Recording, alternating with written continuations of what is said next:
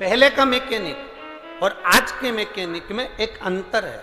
पहले का मैकेनिक गाड़ी सुधारता था, वो गाड़ी सुधर जाती थी, महीना 2 महीना 4 महीना 6 महीना 8 महीना वो गाड़ी नहीं आती थी, सुधरने के लिए वापस नहीं आती थी। पर आज का मैकेनिक गाड़ी सुधारता है तो 8-15 दिन में वो गाड़ी वापस लेकर आना पड़ता है।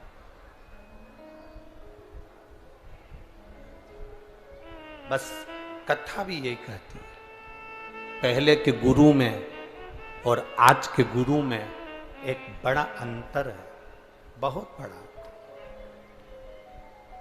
पहले के गुरु में और आज के गुरु में एक बहुत बड़ा अंतर है। पहले के गुरु जिस शिष्य को एक बार सवार देते थे, एक बार सुधार देते थे, वो शिष्य फिर कोई आसक्ति में, कोई लोभ में, कोई काम में, कोई वासना में, कोई तृष्णा में, कहीं गलत जगह पर वो शिष्य नहीं पहुंचता था। पर आज के जो मैकेनिक हैं वो शिष्य को संवारने का प्रयास करते हैं, शिष्य को सुधारने का प्रयास करते हैं, शिष्य को संवारने का प्रयास करते हैं, पर वह शिष्य थोड़े दिन तक ठीक रहता है, वापिस वैसा की वैसा ही हो जाता है। थोड़े दिन तक ठीक रहेगा, वापिस वैसा की वैसे ही हो जाएगा। किसी असली गुरु की तलाश करें हम। कल कौन सा दिवस था? शिक्षक दिवस।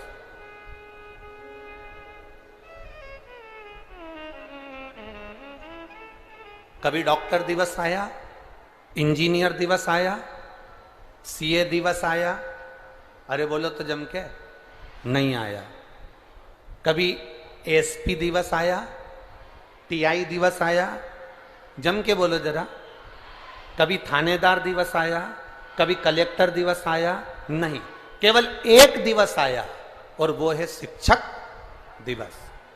केवल एक दिवस।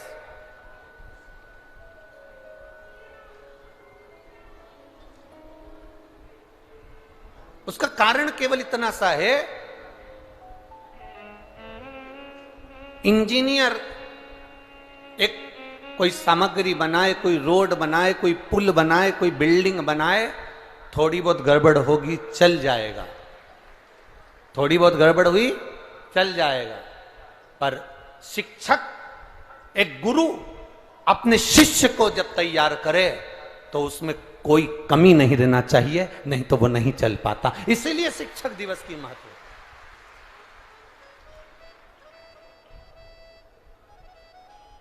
शिक्षक दिवस की महत्वता क्यों है? क्योंकि शिक्षक अपने शिष्य को, एक विद्यार्थी को, एक बच्चे को जो तैयार करे तो उसमें कोई कमी ना छोड़े, कोई कमी ना रहे।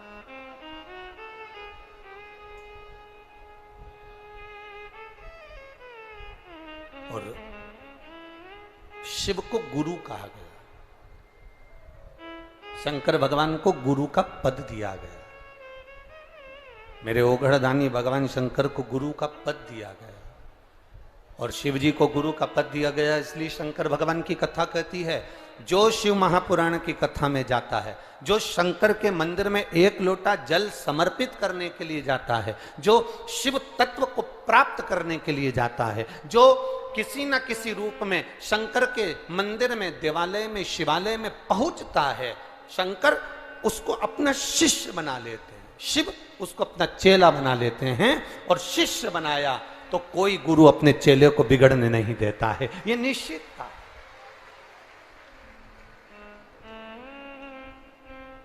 मेरी जीजियों और मेरे जितने जीजा भाई लोग जो भी बैठे हुए हैं उनसे निवेदन करूंगा, एक बात अपने बचपन की स्मरण में लीजिएगा।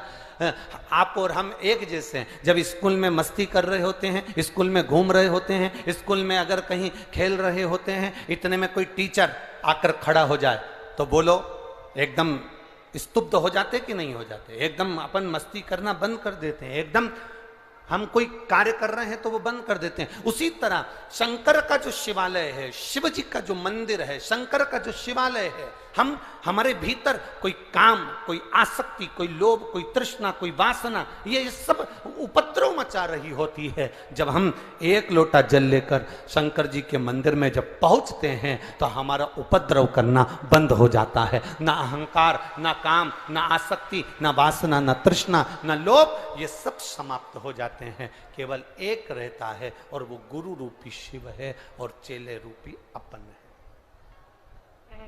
शिष्य रूपी अपन। कि कृपा की न होती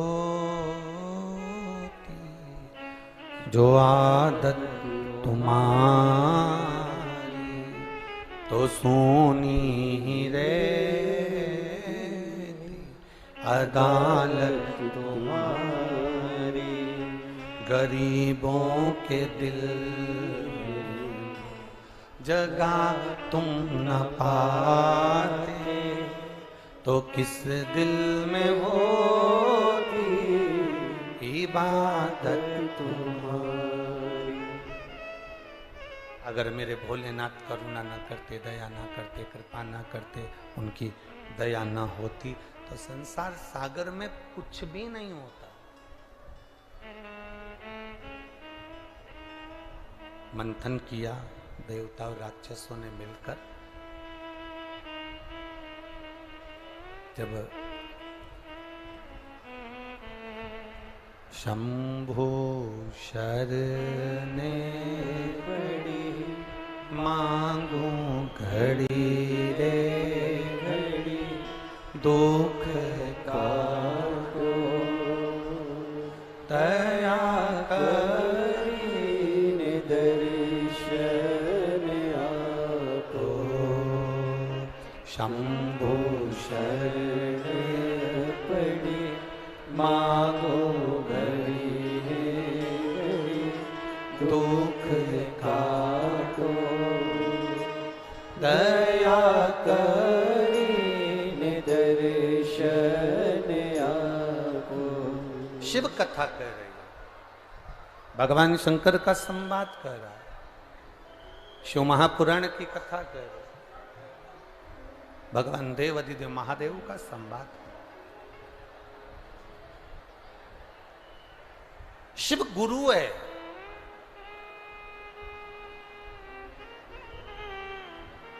शिष्य चेला है। एक साधारण सा संसार में रहने वाला मानव, एक साधारण सा संसार में रहने वाला मनुष्य भगवान देव अधिदेव महादेव के शिष्य के रूप में आसक्तियों से दूर कर देता, वो काम से दूर कर देता, वासनाओं से दूर कर देता, तृष्णा से दूर कर देता। और जब हम आसक्तियों से दूर हो जाएं, तब समझो कि शिव तत्व की प्राप्ति हुई। तब जाने कि भगवान शंकर के शिव तत्व से हमें आनंद की अनुभूति हुई। देखिए, एक ये साधारण सा कागज है, इस कागज पे कुछ भी लिख दो, कितना भी लिख दो, तुम्हारी मर्जी पड़े तो तुम तुम्हारी प्रॉपर्टी लिख दो। एक साधारण से कागज पर अपनी प्रॉपर्टी लिख दो, गाड़ी लिख दो, बंगला लिख दो, जमीन लिख दो, जायदाद लिख दो। कागज पे लिखा हुआ तुम्हारा सारा सामान किसी काम का है? काम का कब होगा? जब उस कागज पर तुम्हारा सिग्नेचर होगा। बोलो सही है कि गलत है?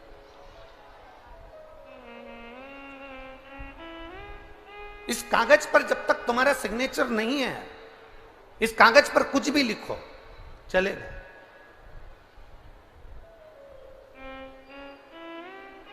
इस कागज पर तुम्हारा साइन नहीं है, तुम कुछ भी लिखो चलेगा।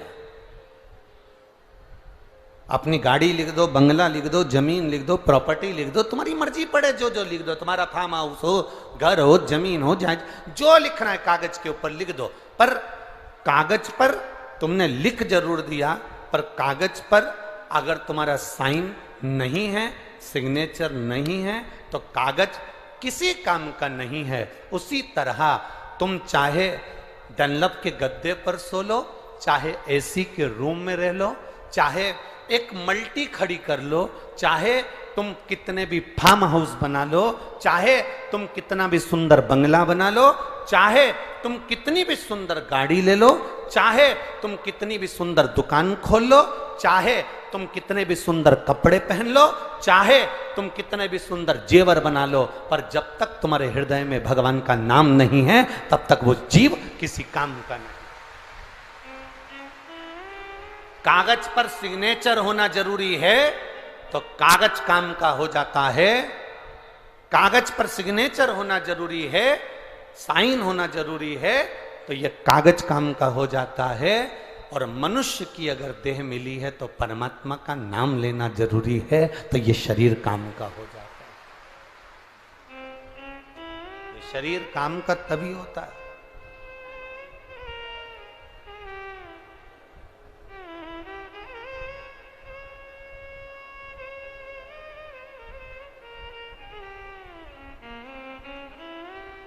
एक बात आपसे पूछें, छिंदवाड़ा वालों, उत्तर देना जरा। कुत्ता मरता है तो उसको कपड़े से ढका जाता है क्या? नहीं। छिपकली मरे तो? बोलते जाओ जरा। सुअर मरे तो? घोड़ा गधा मरे तो? जीव जानवर मरे तो? नहीं। और मनुष्य मरे तो कपड़े से ढका जाता है ना। जब कुत्ता को नहीं ढाको, जानवर को नहीं ढाको, घोड़ा गधा को नहीं ढाको, बंदर मरे तो नहीं ढाको, छिपकली मरे तो कपड़े से नहीं ढाको, तो ये मनुष्य मरता है तो इसको कपड़े से क्यों ढका जाता है? केवल उसका एक कारण है, इसने पाप इतना करा होता है कि इसको ढक कर ही ले जाया जाता है।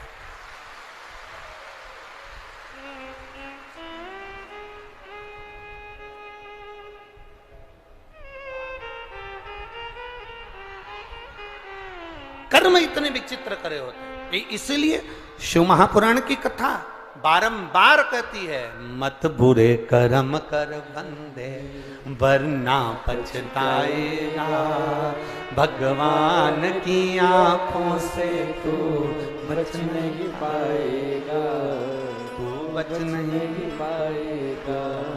अरे ओ अज्ञानी मत करना, अरे ओ अज्ञानी मत करना, तेरे कर्म का फल भी तू ही पाएगा, जैसा किया तूने तेरे आगे आएगा। मत बुरे कर्म कर बंदे वरना पछताएगा, भगवान की आंखों से तू बच नहीं पाएगा, तू बच नहीं पाएगा।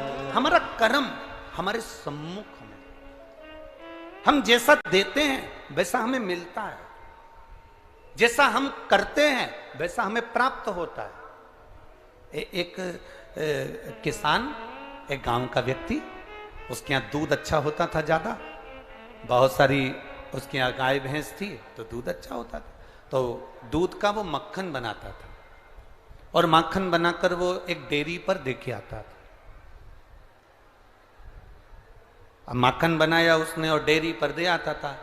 1 महीना, 2 महीना, 3 महीना, 4 महीना, 6 महीना, 8 महीना, साल, 2 साल, 3 साल निकल गए और वो माखन बनाता और देकर डेयरी पर आ जाता। एक दिन डेयरी के मालिक ने सोचा, ये रोज मक्खन देकर जाता है और मैं तोलता नहीं हूं, ऐसी कैसी रख लेता हूं, और रोज के कर जाता है कि 1 किलो मक्खन दिया, आज मैं एक काम करता हूं कि तोलता हूं। डेयरी के मालिक ने उस माखन को तोला तो वो 700 ग्राम निकला।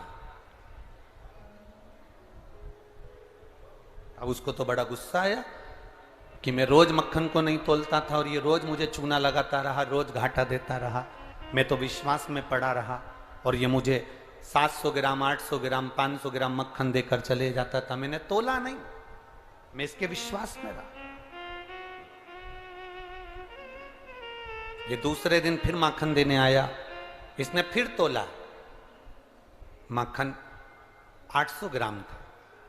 अब की बार डेयरी के मालिक को क्रोध आ गया और डेयरी के मालिक ने उसका हाथ पकड़ा और पकड़कर उसको थाने ले गया।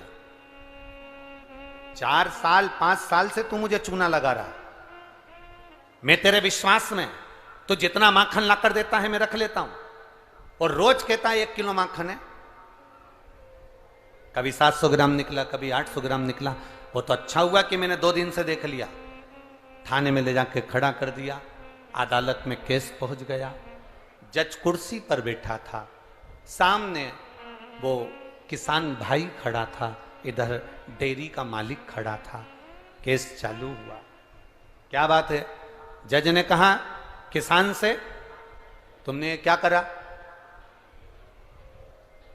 जब तुम 1 किलो माखन उसको देते थे तो तुमने 700 ग्राम क्यों दिया, 800 ग्राम क्यों दिया, इतना कम क्यों दिया?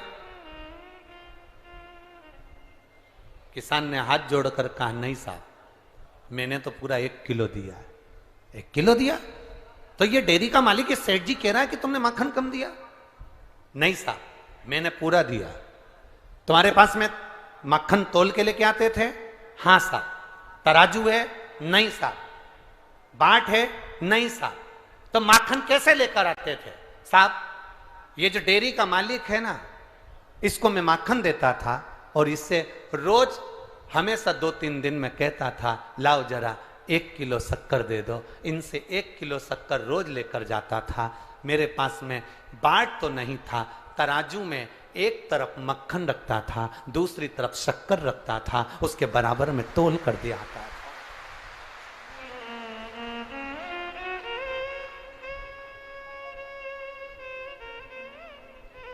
उसके बराबर में तोल कर दिया आता था। अब डेयरी के मालिक की आंखें नीचे दब गई कि मैं इसको 700 ग्राम शक्कर तोल के देता था, जैसा मैंने दिया वैसा मुझे, मैंने जैसा दिया।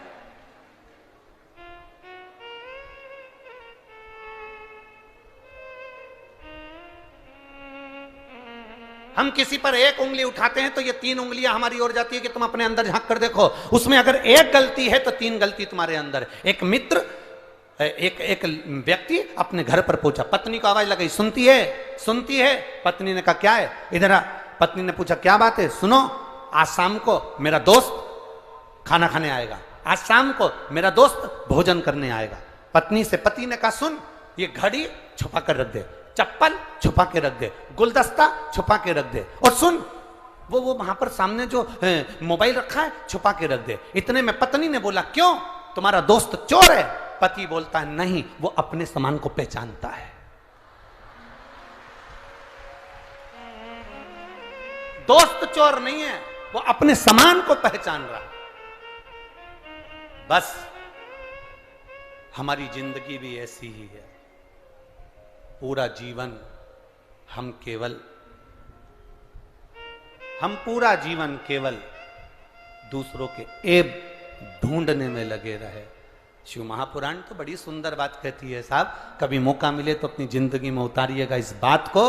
आपके तारीफ करने वाले, आपकी चर्चा करने वाले, आपकी तारीफ करने वाले कम हो जाएं चलेगा, आपकी तारीफ करने वाले कम हो जाएं चलेगा।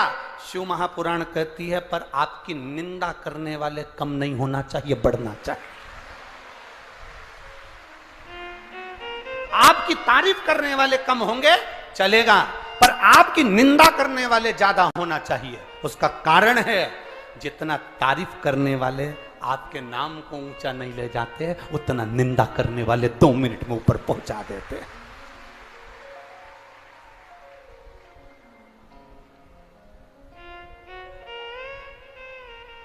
कभी कभी आपने कहीं सुना कि किसी ने ब्रह्मा जी की निंदा करी?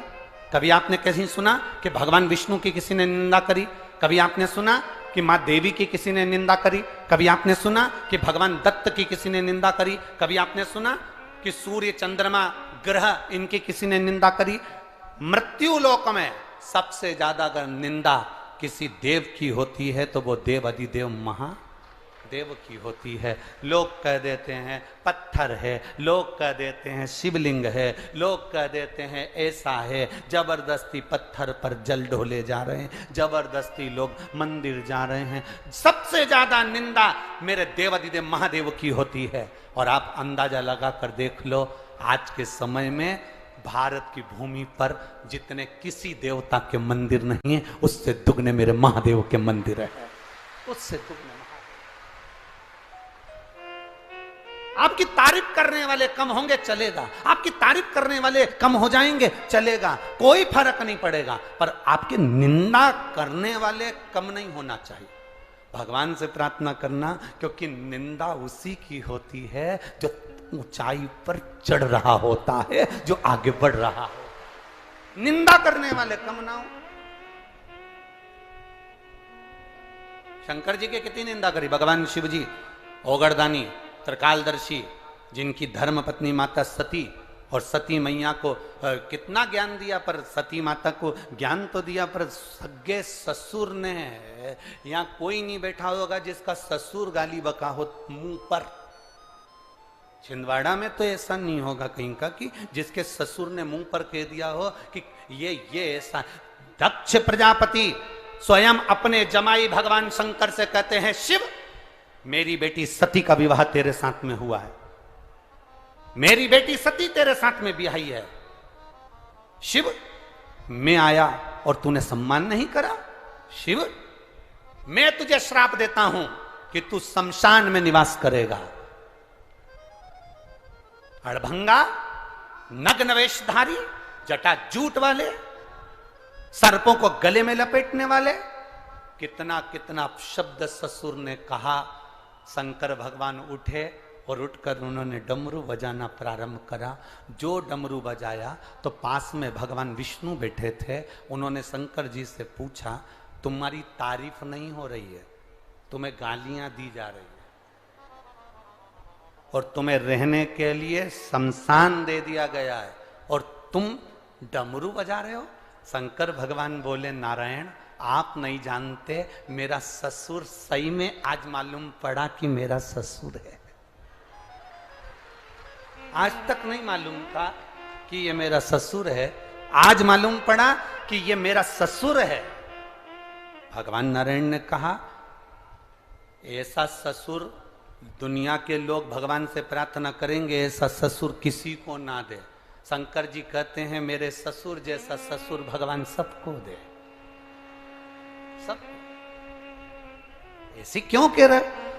भगवान नारायण ने पूछा, ऐसे शब्द बोल रहे हो कि तुम्हारा ससुर तुम्हें गाली दे रहा, आप शब्द कह रहा, ताने दे रहा, रहने के लिए शमशान कहा कि शमशान में तेरा निवास हो, और तुम कह रहे हो ससुर जैसा। अरे मेरे ससुर की निगाह बहुत ऊंची है। मेरा ससुर जो सोचता है वो दुनिया में किसी का ससुर नहीं सोचता।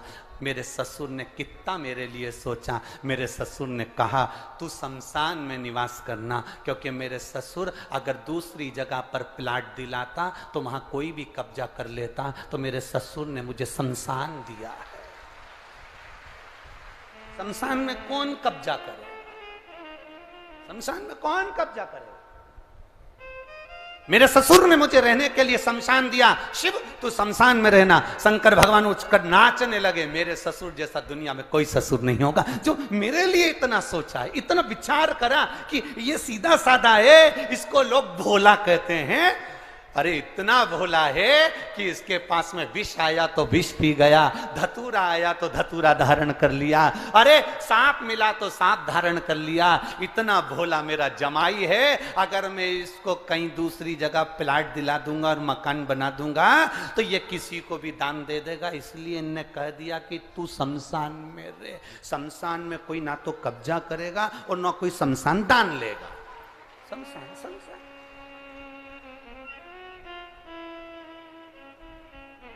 इतना तो छिंदवाड़ा वालों तुम्हारे ससुर ने भी नहीं सोचा होगा, पक्का, जितना भोलेनाथ जी के ससुर सोचे, इतना नहीं सोचा। अब शब्द कहे गए, निंदा करी गई, ताने दिए गए, आड़ा टेढ़ा कहा गया, कहा दुनिया के लोगों ने, फिर वही बात, प्रशंसा करने वाले कम हो जाए चल जाएगा, पर निंदा करने वाले कम नहीं होना चाहिए। जितने निंदा करने वाले, तुम्हारे लिए अपशब्द बोलने वाले जितने जितने ज्यादा होंगे, उतना उतना तुम जिंदगी की उन्नति की ओर बढ़ते चले जाओगे। आग लगे बस्ती में, अपन रहो मस्ती में, लहे सो कहे।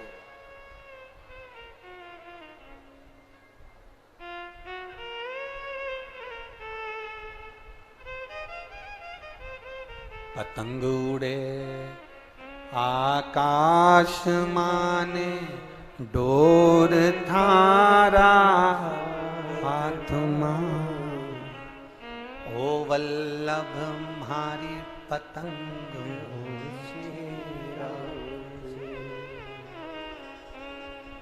वो कहे सो ठीक, कहे सो ठीक।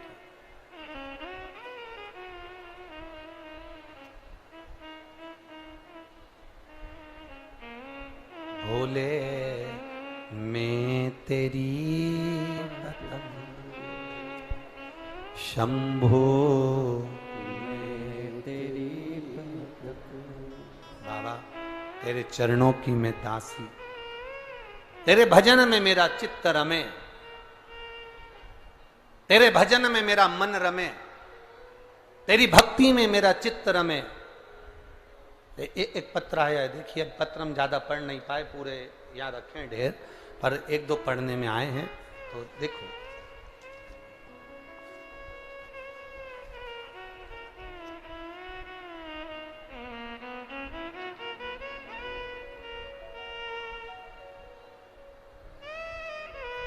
शैल कुमारी साहू,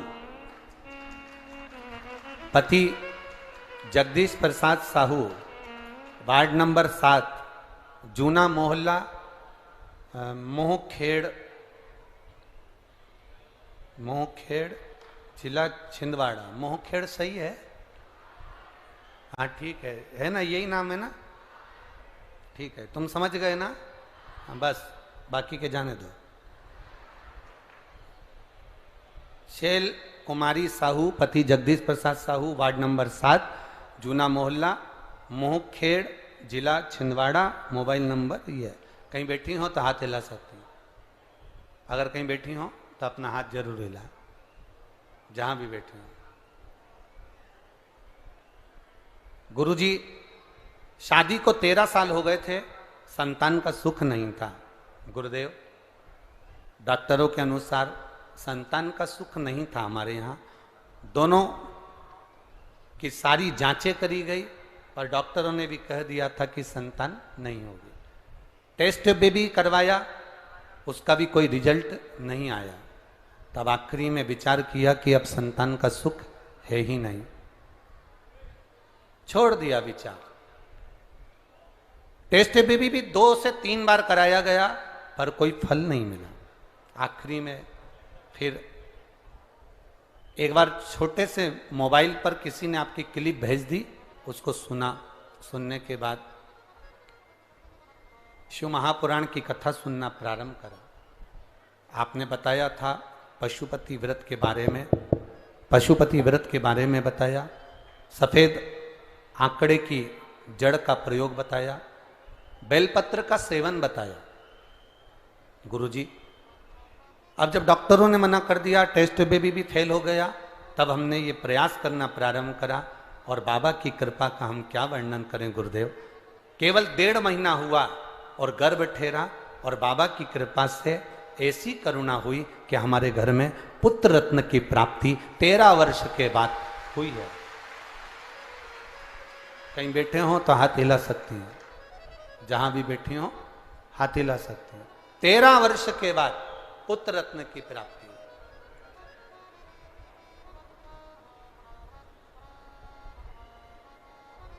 आपने एक लाइन बहुत अच्छी लिखी है शैल कुमारी जी।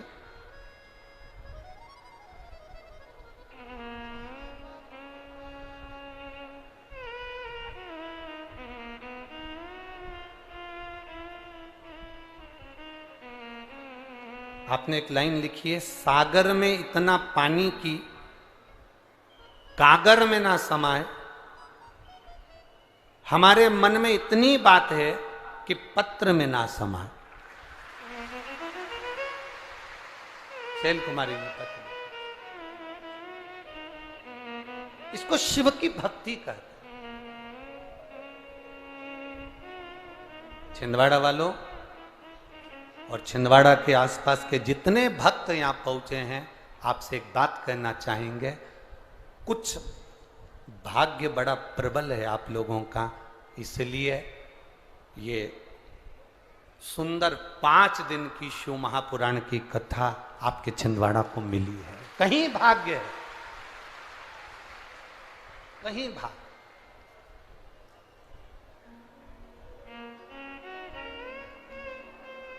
और जितने बैठे हो, हम जानते हैं कि जगह नहीं है पंडालों में, और ये सब हम स्मरण कर रहे हैं। आप लोग इतनी संख्या में सब लोग खड़े हुए हो, साइडों में भी, उधर पीछे भी सब लोग।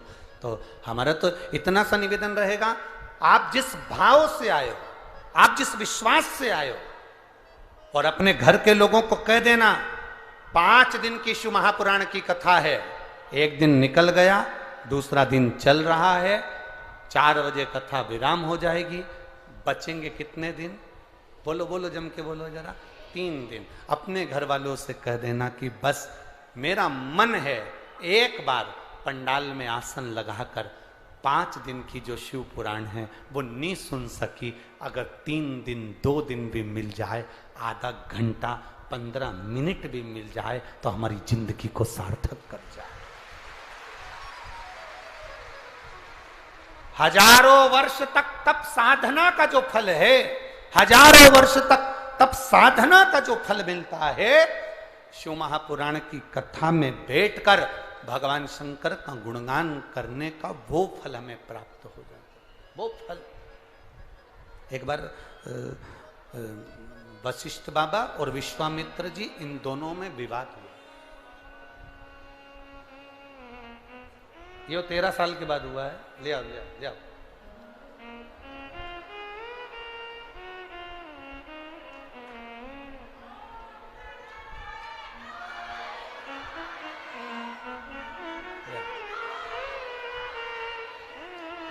जोरदार ताली बजाएं। ये 13 वर्ष के बाद बाबा देवाधिदेव महादेव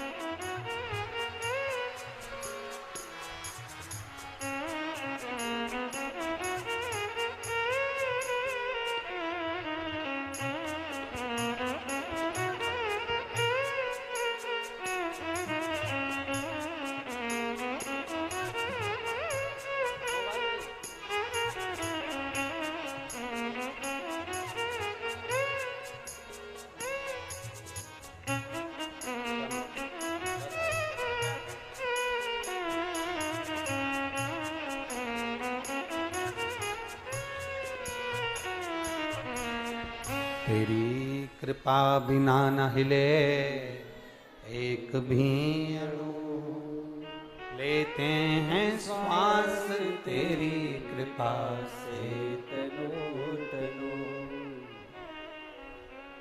आप बैठकर कथा श्रवण कर रहे हैं, भजन कर रहे हैं, शिव तत्व की प्राप्ति कर रहे हैं।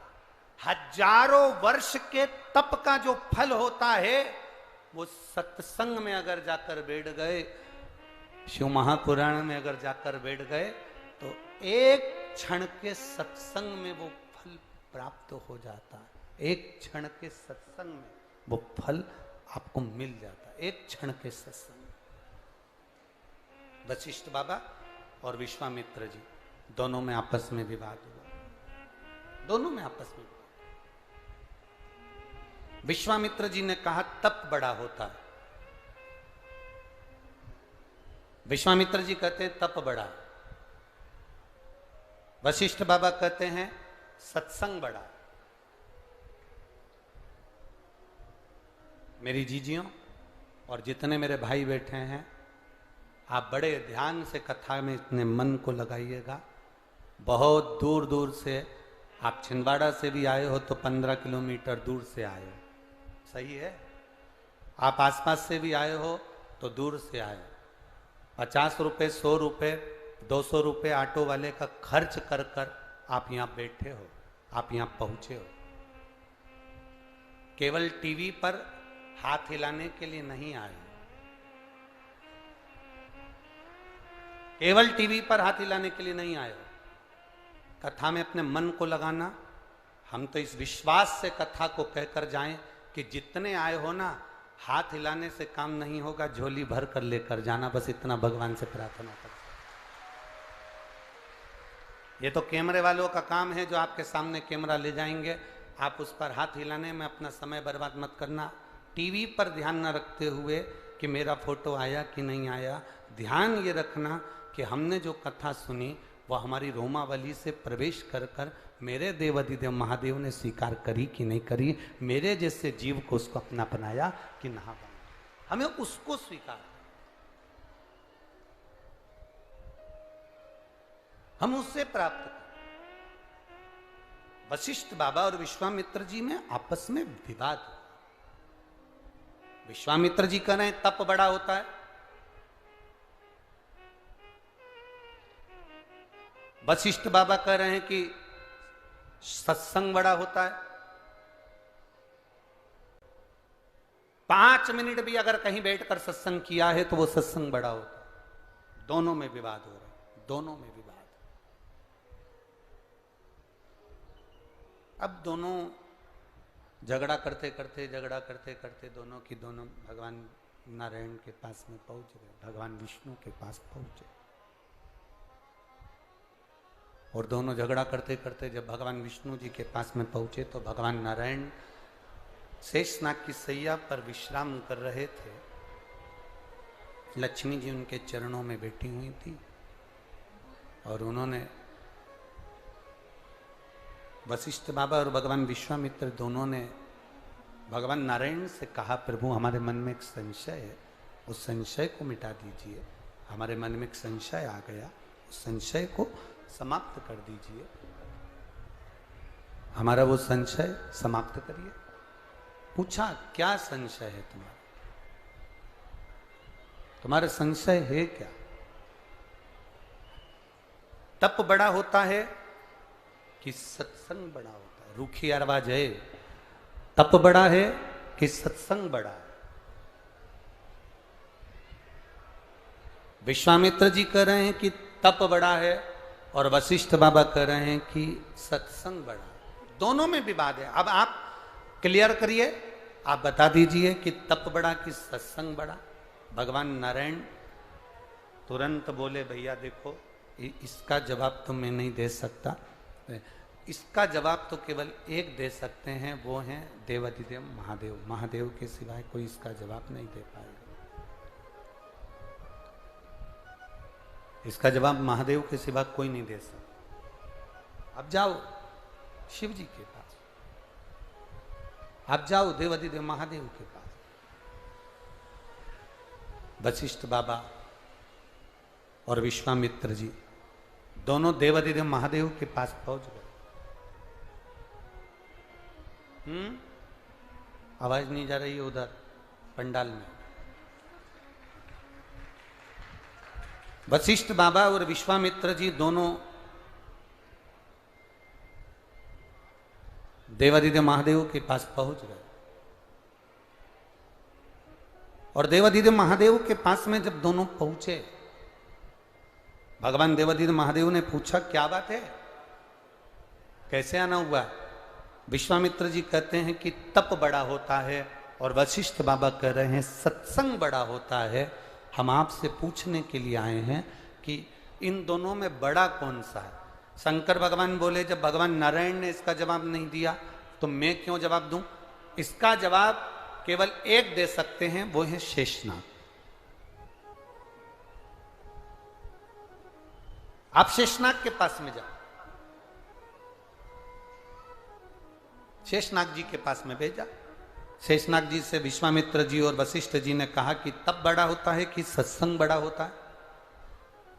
तप बड़ा कि सत्संग बड़ा? शिव महापुराण की कथा, राम कथा, भगवत कथा, भगवान की पावन कथा, भगवान का भजन, ये बड़ा? आप बताओ इन दोनों में बड़ा क्या?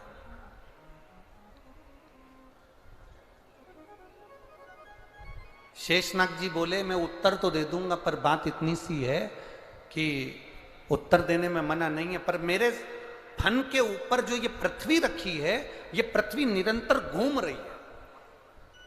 इस पृथ्वी को घूमने से थोड़ी देर रोक दो तो मैं तुमको इसका उत्तर दे दूं। इतने में विश्वामित्र जी ने हाथ में जल लिया और विश्वामित्र बाबा ने हाथ में जल लेकर संकल्प लेकर कहा कि मेरी जिंदगी में मैंने जितना तप करा उसका सारा पुण्य मैं पृथ्वी को देता हूं, और पृथ्वी तू एक क्षण के लिए रुक जा। पृथ्वी नहीं रुकी, पृथ्वी रुकी नहीं। जब पृथ्वी नहीं रुकी तब वशिष्ठ बाबा ने देखा कि विश्वामित्र जी से ये पृथ्वी नहीं रुकी, तो वशिष्ठ बाबा ने कहा हे पृथ्वी मैया, मैंने अगर किसी सच्चे गुरु के पास में बैठकर एक क्षण का भी सत्संग करा हो तो वो एक क्षण के सत्संग का पुण्य मैं आपको देता हूं, पृथ्वी रुक जा। और पृथ्वी एक क्षण के सत्संग के पुण्य से रुक गई। तब शेषनाग जी ने कहा कि देखो, ये तप और सत्संग, इन दोनों में सबसे बड़ा है सत्संग। इसलिए शिवपुराण की कथा कहती है कि आप अगर शिवपुराण की कथा में जाकर बैठे हो, टीवी के सामने कथा चल रही है, आप कथा में बैठे हो, मोबाइल पर कथा सुन रहे हो, पंडाल में बैठकर कथा सुन रहे हो, जहां जगह मिली वहां बैठकर यदि आप एक क्षण की भी कथा श्रवण कर रहे हो तो वो एक क्षण की कथा भी तुम्हारे दुख को रोक सकती है, तुम्हारी तकलीफ को रोक सकती है। भजन, कीर्तन, स्मरण, पुण्य, भगवत कीर्तन, भगवान का भजन, किसी दुखी के चेहरे पर प्रसन्नता, ये हमारे दुख को भी रोक, ये हमारी तकलीफों को भी रोक देती है।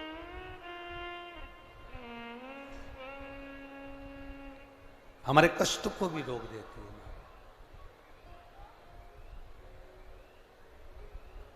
शिव कथा कह रही है, सुगंधा, जिसको ऋषियों ने कहा था कि तुम एक काम करना, 16 श्रृंगार कर कर जैसे तुम सबको अपनी मुट्ठी में कर ली हो, अपने कब्जे में कर ली हो, सुगंधा 16 श्रृंगार कर कर जैसे तुमने सबको अपने कब्जे में करा है, उसी तरह 16 सोमवार का व्रत कर कर तुम देव अधिदेव महादेव को भी अपना बना सकती हो, शंकर की आराधना कर सकती। अब इतना तो ऋषियों ने कहा, और ऋषियों ने कहने के बाद में ऋषि सारे के सारे जितने भी ऋषि थे वो सब क्षिप्रा महारानी के तट पर तप साधना में डूब गए। सुगंधा के मन में एक प्रश्न रह गया कि इस व्रत को मैं करूं तो करूं कैसे?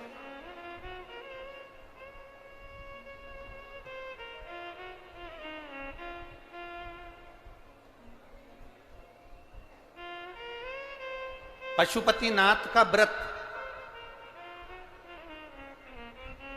और 16 सोमवार का व्रत, दोनों में एक अंतर है। पशुपतिनाथ का व्रत जब 5वां व्रत रहता है, उसी दिन श्रीफल बाबा को समर्पित कर दिया जाता है। बोलो सही है? उसी दिन 5वें व्रत में।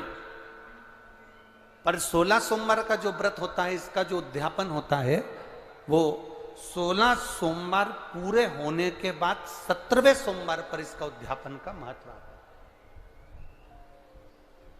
कितने सोमवार पूरे होना चाहिए? जम के बोलो जरा। 16 सोमवार पूरे होने के बाद 17वां जो सोमवार होता है, 17वां जो सोमवार है, बस उस सोमवार पर फिर इसका उद्यापन हो, 16 सोमवार पूर्ण होने। दोनों में अंतर है। अब मन में प्रश्न जागृत हो गया सुगंधा के। सुगंधा ने विचार करा कि अब मैं करूं तो करूं क्या। ऋषि तो तप साधना में बैठ गए, ऋषि तो तप साधना में लग गए, क्षिप्रा महारानी के तट पर बैठ गए। अब ये ना जाने कब उठेंगे और कब उठेंगे, और मैं कब इनसे पूछूंगी कि मुझे व्रत कैसे करना है, व्रत का नियम क्या है, व्रत करूं तो करूं कैसे, और इस व्रत को मैं कौन से महीने में उठा लूं जिससे मेरी जिंदगी की सार्थकता सिद्ध हो जाए।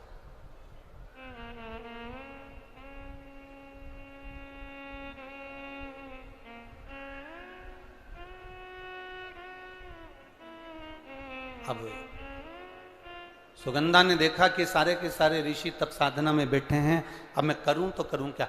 1 वर्ष निकल गया। सुगंधा उन ऋषियों के जहां पर वो तप कर रहे थे उनके तप स्थली के सम्मुख में बुआरी काट रही है। जैसे शबरी अम्बा, मां शबरी राम जी की प्रतीक्षा में जैसे बुआरी काटती थी, झाड़ू लगाती थी, सेज बिछाती थी, पुष्प की रंगोली डालती थी, ऐसे वो सुगंधा भी ऋषियों के जागने का इंतजार कर रही। वो सुगंधा भी ऋषियों के जागने का इंतजार कर रही।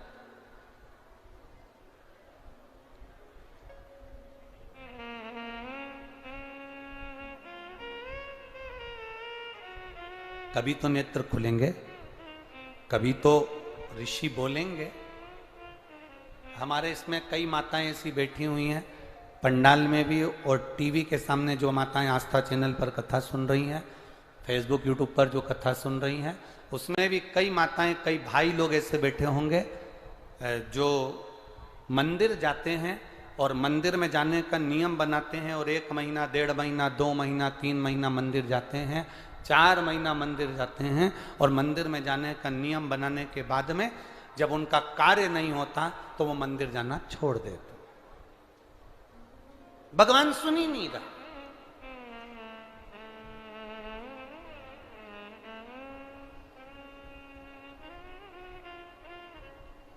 कई लोग पत्र भी लिखते हैं, ऐसा नहीं कि पत्र नहीं लिखते, कई लोग पत्र में लिखते हैं, गुरुजी हम 4 महीने से मंदिर जा रहे थे, गुरुजी हम 3 महीने से मंदिर जा रहे हैं, हम 5 महीने से मंदिर जा रहे हैं, भगवान तो हमारी सुन ही नहीं रहा।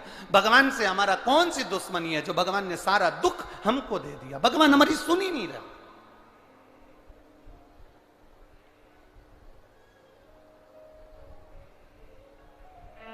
सबकी सुनता है, इतने सारे आपके पास में पत्र आते हैं, गुरुजी भगवान सबकी सुनता है तो हमारी क्यों नहीं सुन रहा।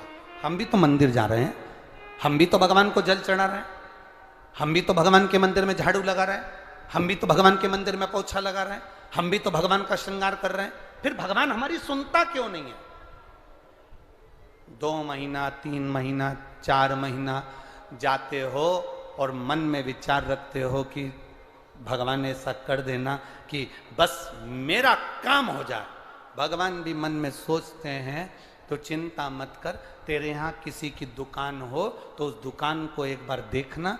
एक दुकान में सेठ जी बैठा रहता है, उसको घर पर 5 लाख रुपए पहुंचाना। समझना जरा बहुत अच्छे से, सेठ जी दुकान पर, ऑफिस में, और उसको 5 लाख रुपए अपने घर पर भेजना है। उसके यहां पर 15 नौकर काम कर रहे हैं। एक नौकर 1 महीने पहले लगा, एक नौकर 3 महीने पहले लगा, एक नौकर 10 महीने पहले लगा, एक नौकर 1 साल से लगा, एक नौकर 5 साल से लगा। अब सेठ जी वो 5 लाख रुपए अपने घर भेजना है तो कौन से नौकर के हाथ में देंगे? बोलो रीजी जी। जो 1 महीने काम पर आया उस पर, जो 2 महीने काम पर आया उस पर, जो 3 महीने काम पर आया उस पर, जो 4 महीने काम पर आया उस पर नहीं। सेठ जी ने पुराने को बुलाया, इधर आओ, इधर आओ। हाँ सेठ जी, बेटा ये बैग घर पर रख के आना, हो संभाल के ले जाना, 5 लाख रुपए सावधानी से ले जाना। जी आप चिंता मत करो सेठ जी, आप बिल्कुल चिंता मत करो। सेठ जी ने 5 लाख का बैग दिया, और 5 लाख का बैग उस पुराने नौकर ने जो 2 साल से 3 साल से 4 साल से लगातार सेवा में लगा हुआ था, वो 5 लाख का बैग सेठ जी ने उसके हाथ में पकड़ाया कि ये तुम देकर आना। बस उसी तरह वो भोलानाथ और अपन उसके चाकर हैं, वो भी हमारे हाथ में इतनी जल्दी नहीं दे देता है, वो देगा जब जब आपको पूर्ण तरह से परख लेगा।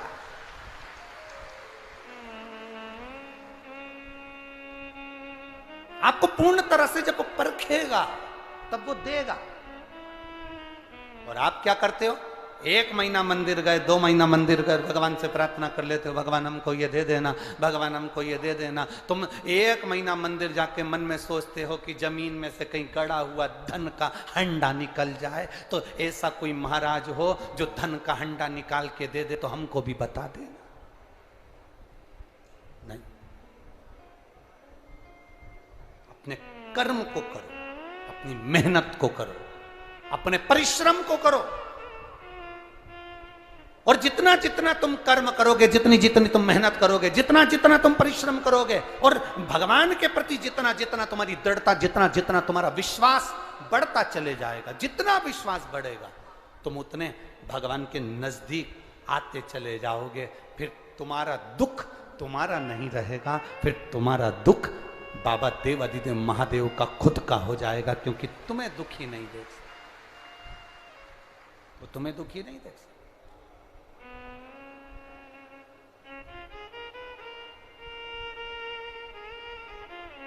कहे ऐसा डमरू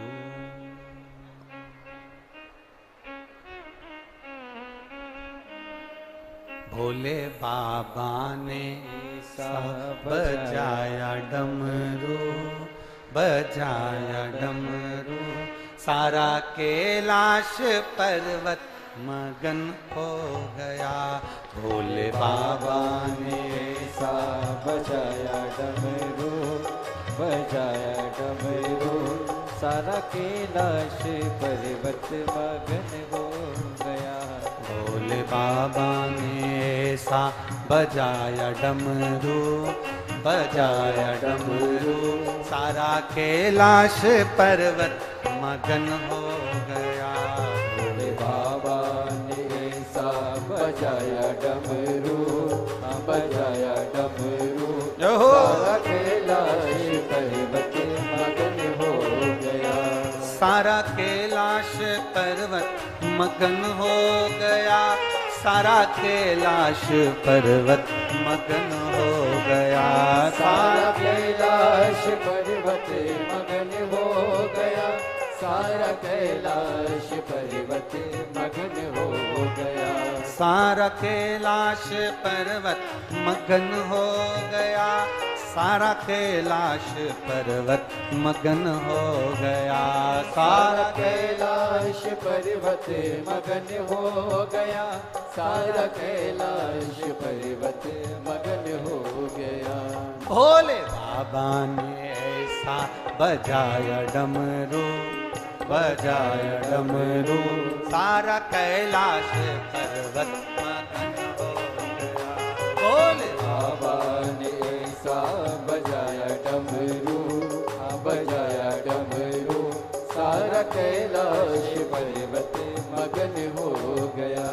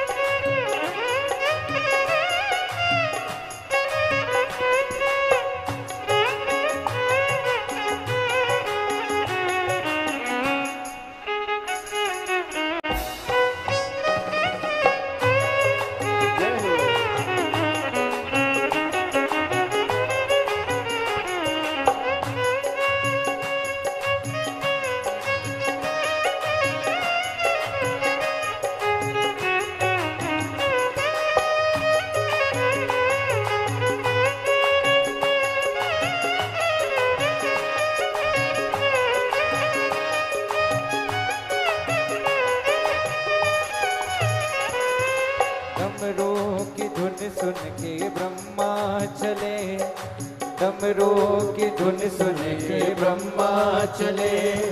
ब्रह्मा चले वहाँ विष्णु चले, ब्रह्मा चले वहाँ विष्णु चले। वहाँ लक्ष्मी का मन भी मगन हो गया, वहाँ लक्ष्मी का मन भी मगन हो गया। सारा कैलाश पर्वत मगन हो गया, सारा कैलाश पर्वत मगन हो गया। भोले बाबा ने ऐसा बजाया डमरू, हाँ बजाया डमरू, सारा कैलाश पर्वत मगन हो गया। बजाया डमरू, बजाया डमरू, सारा कैलाश पर्वत मगन हो गया।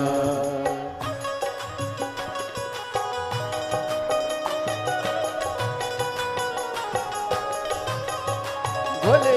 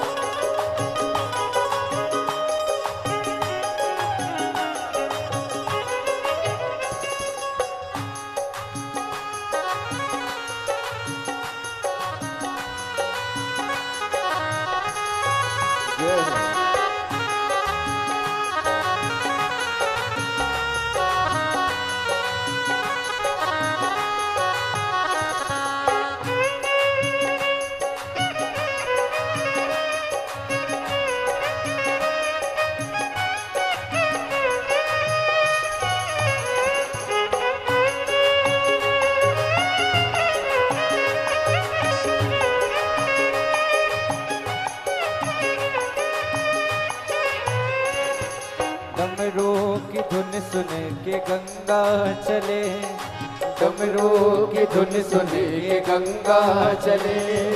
गंगा चले वहाँ यमुना चले, गंगा चले वहाँ यमुना चले। वहाँ सरयू का मन भी मगन हो गया, वहाँ सरयू का मन भी मगन हो गया। सारा कैलाश पर्वत मगन हो गया, सारा कैलाश पर्वत मगन हो गया। भोले बाबा ने ऐसा बजाया डमरू, हाँ बजाया डमरू, सारा कैलाश पर्वत मगन हो गया, सारा कैलाश पर्वत मगन हो गया।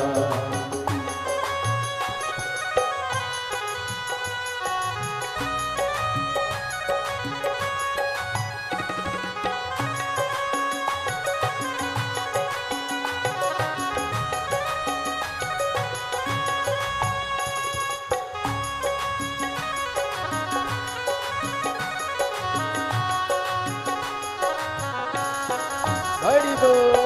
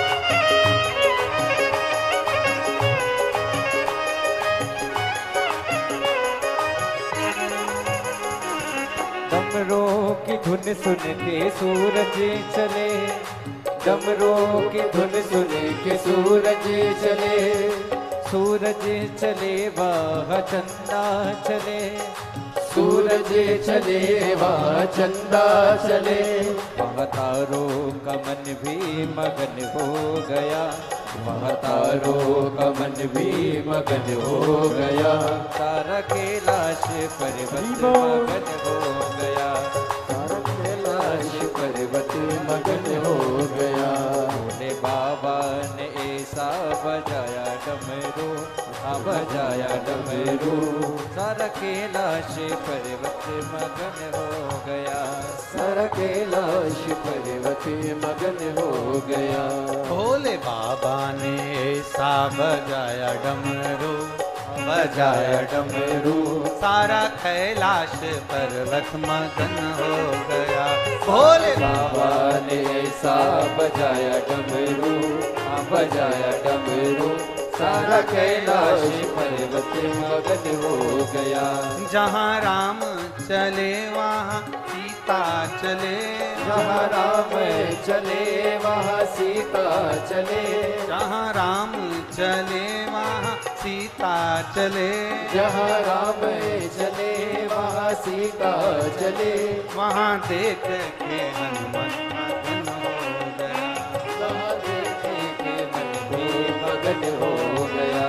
भोले बाबा ने ऐसा बजाया डमरू, बजाया डमरू, सारा कैलाश पर्वत मगन हो गया।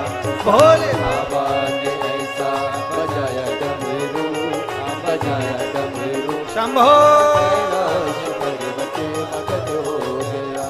भोले बाबा ने ऐसा बजाया डमरू, बजाया डमरू, सारा कैलाश पर्वत मगन हो गया। भोले बाबा ने ऐसा बजाया डमरू, बजाया डमरू, सारा कैलाश पर्वत मगन हो गया।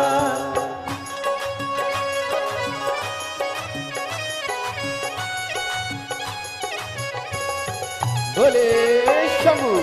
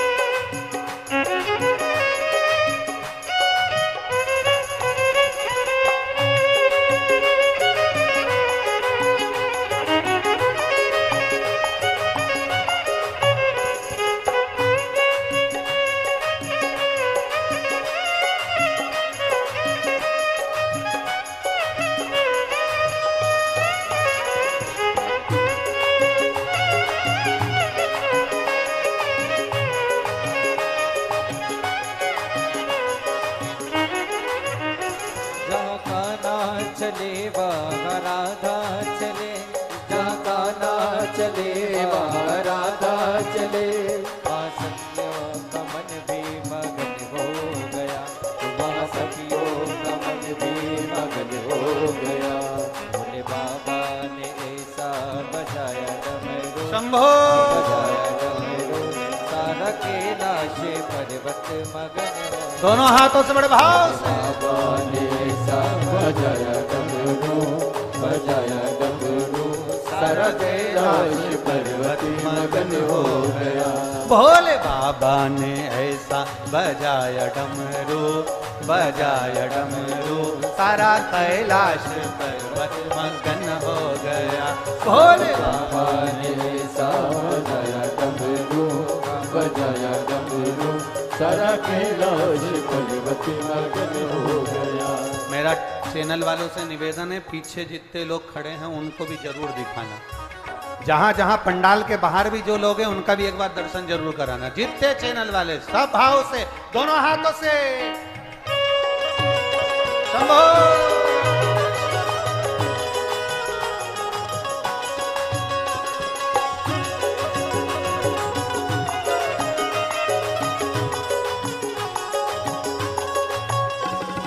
बाबा ने ऐसा बजाया डमरू, सारा कैलाश पर्वत मगन हो गया। भोले बाबा ने ऐसा बजाया डमरू, सारा कैलाश पर्वत मगन हो गया। ओ सारा कैलाश पर्वत मगन हो गया। सारा कैलाश पर्वत मगन हो गया। ओ सारा कैलाश पर्वत मगन हो गया।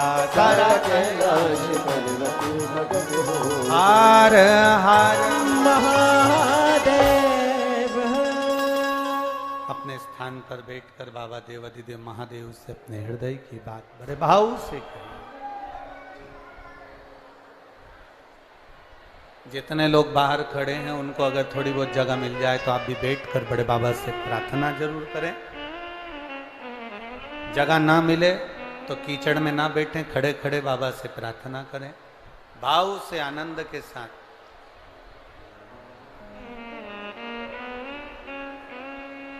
हृदय से भगवान देवाधिदेव महादेव से अपने मन की बात, अपने हृदय की बात अवश्य करें। कार्यकर्ता भी बैठकर बाबा से प्रार्थना करें भाव के साथ, दिल से बाबा से कहिए।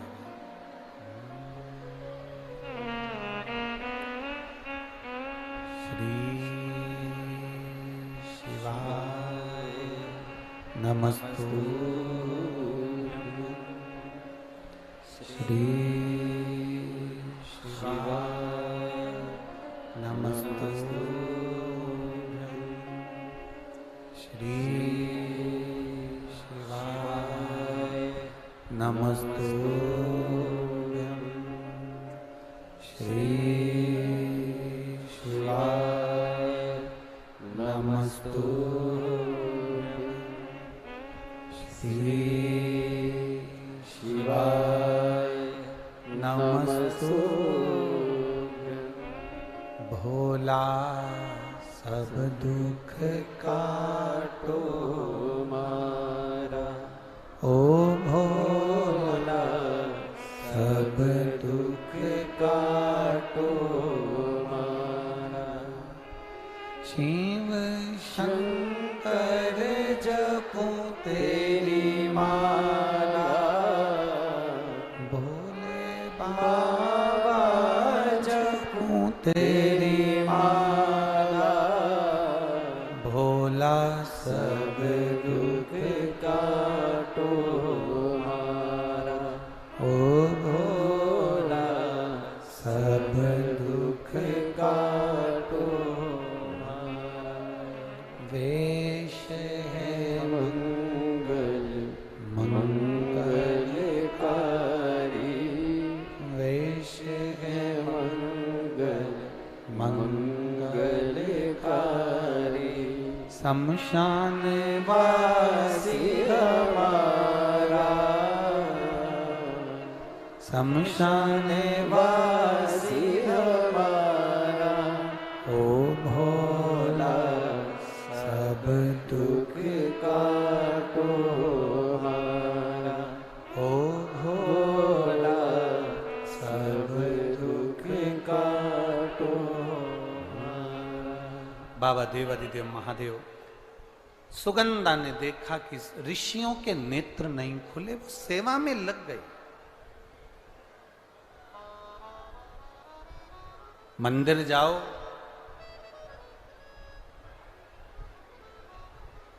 सत्संग में जाओ, गुरुद्वारा जाओ, गुरु की शरणागति में जाओ, या किसी पुण्य जगह पर, धर्म की जगह पर आप जाएं तो सेवा जरूर करें।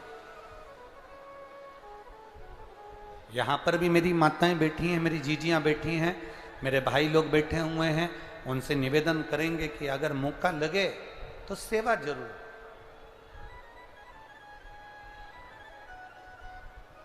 जो सुख है सेवा में वो सुख दुनिया में कहीं नहीं मिलने वाला। आप लोगों से हम कहते आए हैं कि घर से चला करो तो पानी की कितनी बोतल लेकर चलना है? जम के बोलो जरा, 2। अपने साथ में थोड़ा थोड़ा सा ऐसा सामान जो अपने पास में कोई बैठा हो, कोई भूखा हो, तो उसको हम खिला सकें। अपने एक पानी की बोतल में से थोड़ा पानी किसी का मुख झूठा करा सकें। क्या मिलेगा, क्या देगा वो, ये तो तुमको 3 महीने के अंदर बाबा बता ही देगा कि वो कितना प्रदान करता है, क्या देता है। एक माता यहां बैठी है जिसके चेस्ट में गांठ हो गई थी और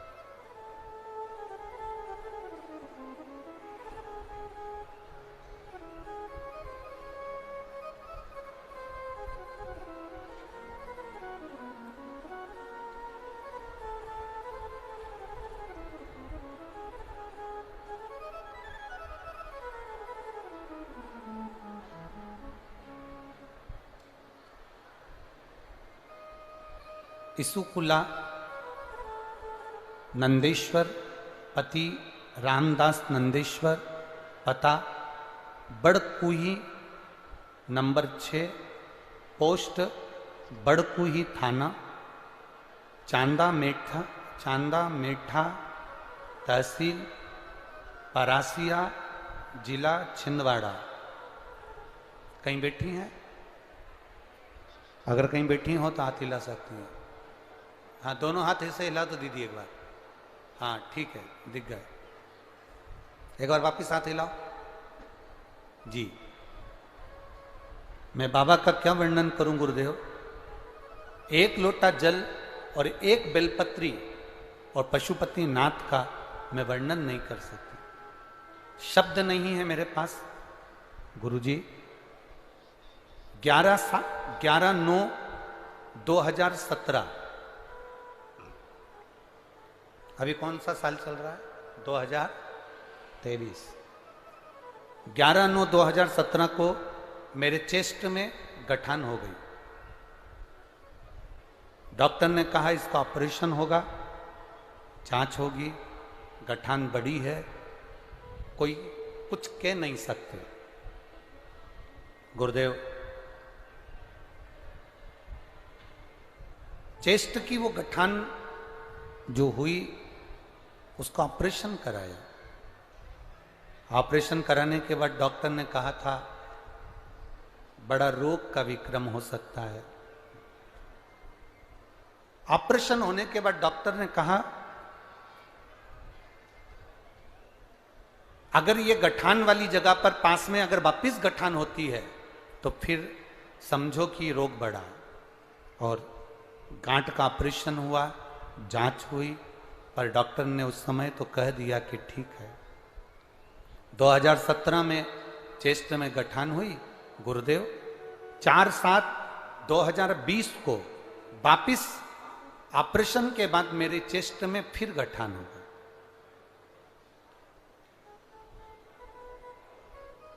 अब 4/7/2020 को वापिस गठान हुई, फिर वापिस उसका ऑपरेशन करवाया। ऑपरेशन करवाया तो डॉक्टर ने कहा कि ये रोग बड़ा है, संभलना मुश्किल है। अब आप स्वयं जान सकते हो। 21/10/2022 में फिर चेस्ट में गठान हो गई। अब डॉक्टर कहते हैं गुरुजी ऑपरेशन कर भी देंगे तो फिर गठान हो जाएगी, अभी ऑपरेशन के लायक शरीर नहीं।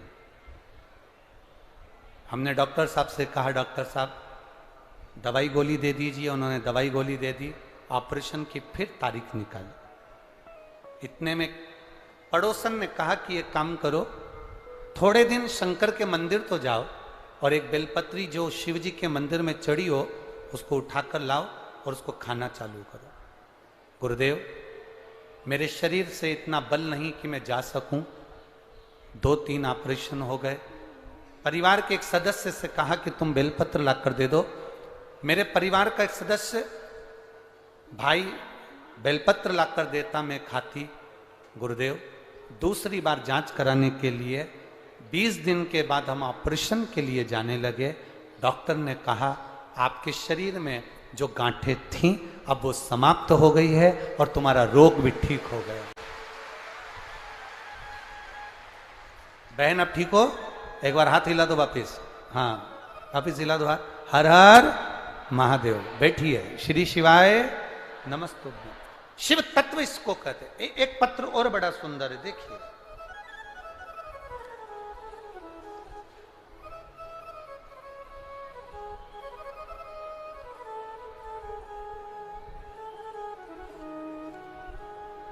सुनीताबाई बघेल,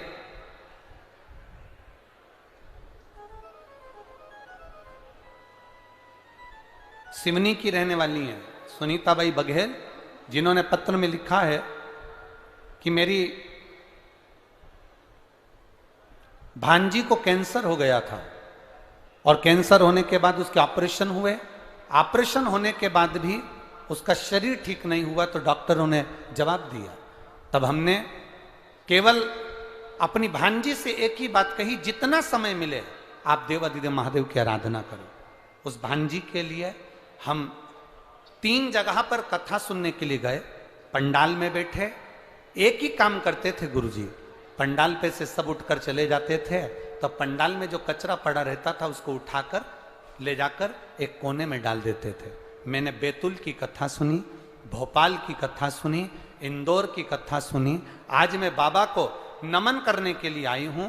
गुरुदेव मेरी भांजी का कैंसर ठीक हो गया है, इसलिए मैं बाबा को यहां नमन करने के लिए। शिव तत्व इसी को कहते हैं। नाम है सुनीताबाई बघेल। मैं जिला सिवनी की रहने वाली हूं और यहाँ कथा के पंडाल। कहीं बैठी हैं क्या? आप ही हैं? हाथ हिला दो एक बार। हर हर महादेव।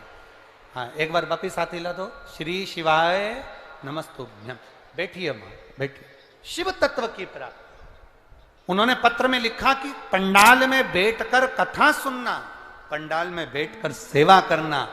आपको भी हम कथा में कहते रहे, अपने जल में से अगर एक बूंद जल भी अगर किसी को पिलाया है, किसी का मुख अगर एक जरा सा भोजन से भी झूठा कराया है, तो लिख कर रखना कि मैंने इतनी तारीख को शिव कथा के अंदर ये पुण्य करा था। वो तुम्हें 3 महीने में बाबा क्या देता है ये उसके ऊपर, क्या देगा वो, क्या प्रदान करेगा ये उसके ऊपर। और पहले से नियम रहा है, ये सारे पत्र आपके पास में हैं, मोबाइल नंबर भी हैं, एड्रेस भी हैं। जिन जिन के मन में संशय हो, इनके मोहल्ले में, इनके गांव में, इनके क्षेत्र में आप जाओ और बड़े प्रेम से पूछो कि बाबा की करुणा, शंकर की कृपा क्या होती है। खाली न जाता कोई दर से तुम्हारे, खाली न जाता कोई दर से तुम्हारे, मैं भी खड़ा हूँ नन्ही बाहें पसार, अपने हृदय से लगा लो, लगा लो, गिरी जा रही हो, उठा लो, उठा। भोले अपने दर से अब तो न टालो, गिरा जा रहा हो, उठा लो, उठा लो। सुगंधा ने संतों की सेवा करी, ऋषियों की सेवा करी, इंतजार करा। थोड़ा इंतजार करना, 1 महीने में अगर काम ना हो, 2 महीने में काम ना हो, 3 महीने में काम ना हो, एक बार पशुपति व्रत से काम ना हो, एक बार 16 सोमवार के व्रत से काम ना हो, एक बार भगवान के जल चढ़ाने से काम ना हो, छोड़ना मती। क्योंकि जितना संबंध परमात्मा से पुराना होते चले जाता है, भगवान उतना भंडार भरते चला जाता है। संबंध पुराना कर,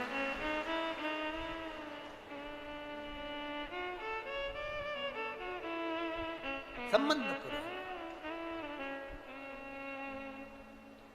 सुगंधा ने हाथ जोड़े, ऋषियों के नेत्र खुले, इंतजार करती रही थी, इंतजार। शिव को जल चढ़ाने वाले एक बात याद रखना, थोड़ी प्रतीक्षा जरूर करना। परीक्षा वो करेगा, प्रतीक्षा तुम करिए। शिव को जल चढ़ाने वाला प्रतीक्षा करना, इंतजार करना। इतनी जल्दी डोलना मती कि मेरा काम नहीं हुआ तो मैं मंदिर नहीं जाऊंगी, मेरा काम नहीं हुआ तो मैं शंकर जी के मंदिर नहीं जाऊंगी। आप मंदिर के अंदर भी नहीं जा सकते तो शिवालय के सामने से, मंदिर के सामने से निकल कर जाते जाते श्री शिवाय नमस्तुभ्यम कहते भी निकल गए तो भी बाबा सुन लेता। सरल है शिव, सहज है शिव,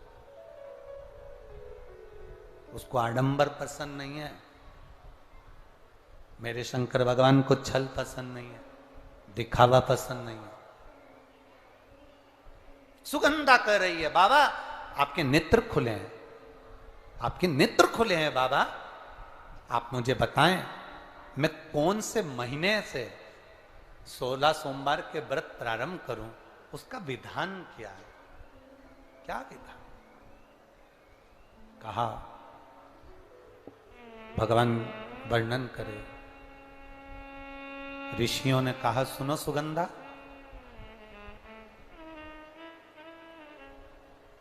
ये 16 सोमवार का व्रत कोई साधारण नहीं है। सुगंधा, संतान की प्राप्ति के लिए अगर 16 सोमवार का व्रत उठाया जाता है तो श्रावण के पहले सोमवार से उठाया जाता है। कब से उठाना चाहिए? श्रावण का पहला सोमवार। सुनो सुगंधा, यदि कोई विशेष बीमारी हो गई, बहुत रोग हो गया, तकलीफों में जिंदगी चल रही हो, बहुत कष्टप्रद जीवन चल रहा है, तो बैसाख के महीने के पहले सोमवार से 16 सोमवार का व्रत उठाना चाहिए। और सुनो सुगंधा, उत्तम वर, उत्तम घर, व्यापार, व्यवसाय, नौकरी, पद, प्रतिष्ठा,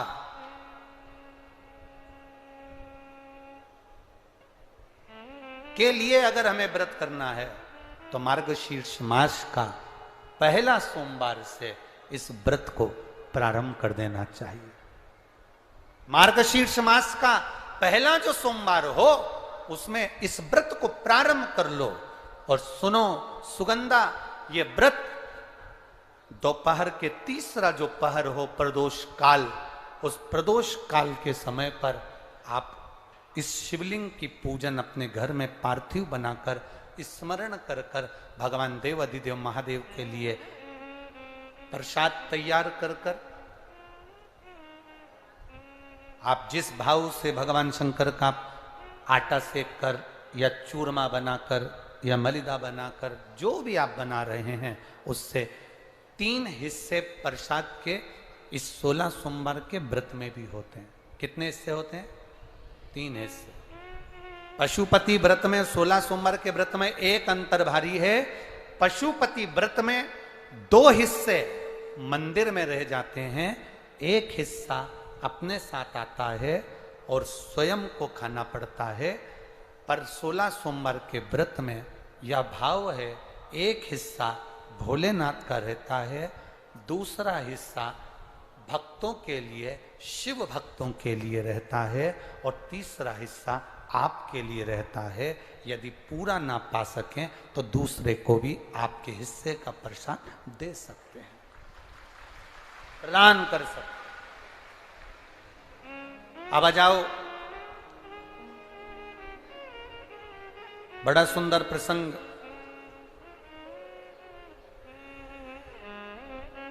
नरसिंह पुराण का आता है। एक बड़ा सुंदर प्रसंग आया। 16 सोमवार के प्रसाद को कई माताएं जब 16 सोमवार का उद्यापन करती हैं, 16 जोड़े आमंत्रित करती हैं और 16 जोड़ों को घर में बुलाकर जब भोजन कराती हैं, तो वो 16 जोड़े जो भोजन करने वाले होते हैं या 16 सोमवार के उद्यापन, हम तो आपसे यहां तक कहेंगे कि 16 सोमवार का उद्यापन अगर किसी के यहाँ मोहल्ले में, कॉलोनी में, घर में किसी के यहाँ हो रहा हो, तो उसके यहाँ आप भोजन भंडारा खाने के लिए जाओ चाहे मत जाओ, पर 16 सोमवार का अगर प्रसाद का उद्यापन का अगर प्रसाद मिल जाए तो दोनों हथेलियां फैलाकर श्री शिवाय नमस्तुभ्यम कहकर, ओम नमः शिवाय बोलकर, नमः शिवाय बोलकर अपनी कामना कर कर, किसी के अगर उद्यापन हुआ हो, दोनों हथेलियां फैलाकर उससे थोड़ा सा प्रसाद मांगकर उसी के दरवाजे पर खाकर आ जाइए, आपकी जिंदगी को सुख का अनुभव हो जाए। तो कोई पूछे ये कथा कहां से ली, तो आप बता देना नरसिंह पुराण में यह वर्णन आता। कौन से पुराण में है? नरसिंह पुराण में वर्णन आया कि एक बहुरोमा नाम का एक दैत्य था, एक असुर बहुरोमा।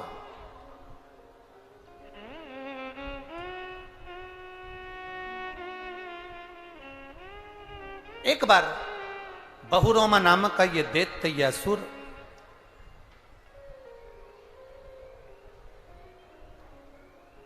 मार्ग से निकल कर जा रहा था और किसी एक ऋषिवर ने, एक गुरु ने, एक संत ने उस बहुरोमा दैत्य को देखा। नरसिंह पुराण का चरित्र। कोई आपसे पूछे कि 16 सोमवार के व्रत का प्रसाद का महत्व क्या है, क्या महत्व?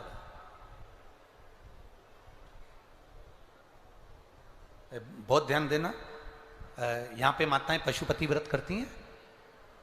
पशुपति व्रत अगर आप लोग करते हैं तो उसके 2 हिस्से मंदिर में छूटते हैं प्रसाद के। बोलो री जी, जी हाँ सही है। मंदिर में आप जो प्रसाद के 2 हिस्से छोड़कर आती हो, बहुत सारी माताएं व्रत करती है और वहां प्रसाद के हिस्से रखे रहते हैं। मंदिर का पुजारी हो, मंदिर के पंडित जी हो, या मंदिर की कोई नारी, कोई पुरुष, कोई बच्चा, कोई बड़ा, उस प्रसाद को एकत्रित कर लेता है और उस प्रसाद को जो भक्त लोग दर्शन करने आते हैं, जिनका पशुपति व्रत नहीं रहता, या जो दर्शन करने आए, या गांव के बच्चे हों, नगर के बच्चे हों, कॉलोनी के बच्चे हों, उनको वो प्रसाद जो वितरण किया जाता है, शिव महापुराण की कथा कहती है, हजारों हजारों अश्वमेध यज्ञ का जो फल प्राप्त होता है, वो मात्र वो प्रसाद के वितरण से और उसके पाने से प्राप्त हो जाता है। आप लोगों में से कोई माता ने करा कभी ऐसा? अगर कोई प्रसाद चढ़ाकर गया, पशुपतिनाथ व्रत का 2 हिस्सा छोड़कर गया, और बहुत सारी माताओं ने छोड़ दिया और वो सब चली गई, उसके बाद वो प्रसाद रखा रहता है, तो उसको एक तसले में, एक पात्र में एकत्रित करना चाहिए और उसको बांटना। हजारों अश्वमेध यज्ञ के फल के बराबर वो पुण्यता पशुपतिनाथ के व्रत को वितरण करने की, उसको पाने की।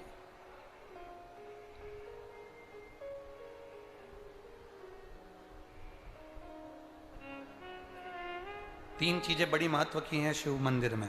एक, जो दिया लगाकर चले गए, शिवालय में जो दीप लगाकर चले जाते हैं, दिया रखकर चले जाते हैं, वो दिया ठंडा हो जाता है। जब वो दिया समाप्त हो जाए, ठंडा हो जाए, बुझ जाए, ठंडा हो जाए, वो दिया पड़ा रहता है। 3 चीजें शिवालय में हमेशा याद रखो। उन दियों को उठाकर एक जगह पर ले जाकर एकत्रित कर कर बाहर जहां जगह होती हो, डलिया में, खोखे में, वहां रखो। वो रखे हुए दीप जो ठंडे हो गए हैं, उनको उठाकर एक जगह पर ले जाकर रख देने से जीवन में कभी विपदा की अगर घड़ी आती है, विपदा की घड़ी से मतलब होता है कोई बड़ा रोग आ गया, कोई एक्सीडेंट हो गया, उस एक्सीडेंट के समय पर एम्बुलेंस भी नहीं आई, कोई नहीं आया, आपने भगवान शंकर के सामने से रखे हुए दिए जो ठंडे हो चुके हैं, जले हुए नहीं, जो ठंडे हो गए,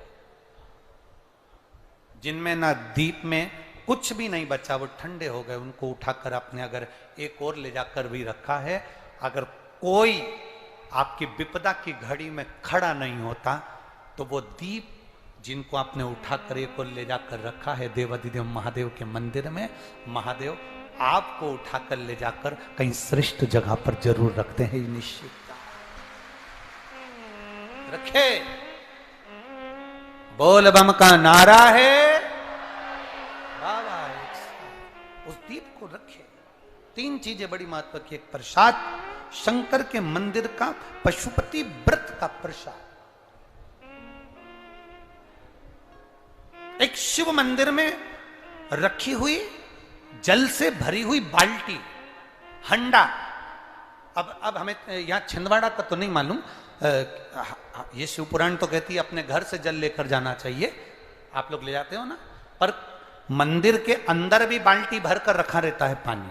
यहां रखते हैं क्या कि कोई भक्त आए और उसको चढ़ाना हो तो वहां से भरकर, वो बाल्टी, वो हंडा अगर तुम्हें दिख रहा है कि खाली है और बावड़ी, कुआं, नल दूर है या बाहर है, तो प्रयास करना कि वो बाल्टी, वो हंडा, वो घगरा आप उसको भरकर मंदिर में जरूर रखकर आना। जितने लोग जल चढ़ाएंगे वो जल आपकी ओर से चढ़ा हुआ होगा, उसका फल अपने खाते। 3 चीजों का स्मरण रहे। कल हमने कथा में कहा था, गुरु नानक देव जी की कथा वर्णन करी थी, तो गुरु नानक देव जी की कथा में अपन ने बाले की कथा श्रवण करी थी। उस बाले से कहा कहीं लंगर हो रहा हो, कोई लंगर चख रहा हो, कोई भंडारा हो रहा हो, कोई भोजन कर, उसका एक क्रम समझाया गया कल की कथा में। आज की कथा में अपन ये श्रवण कर रहे हैं, तो नरसिंह पुराण कह रही है, बहुरोमा नाम का दैत्य, एक ऋषिवर ने पूछ लिया, तुम तो दैत्य हो, तुम तो असुर हो, पर समझ में नहीं आया कि तुम दैत्य असुर होकर ये शंकर जी के मंदिर के बाहर क्यों बैठे रहते हो। एक ऋषिवर ने, गुरुवर ने पूछ लिया, एक संत ने पूछ लिया।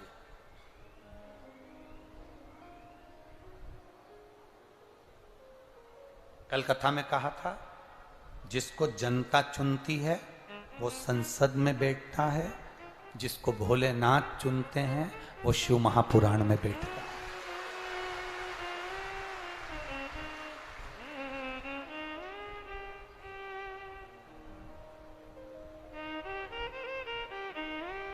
तो वो कहे ना, जो नाम उनका लेवे भोले जी दर्शन देवे, भोलेनाथ ब्यूटीफुल, जो नाम उनका लेवे भोले जी दर्शन देवे, भोलेनाथ ब्यूटीफुल। शिव अकेले ब्यूटीफुल नहीं, जो नाम उनका लेवे भोले जी दर्शन देवे, भोलेनाथ ब्यूटीफुल। जो नाम ले रहा है, जो गुणगान कर रहा है,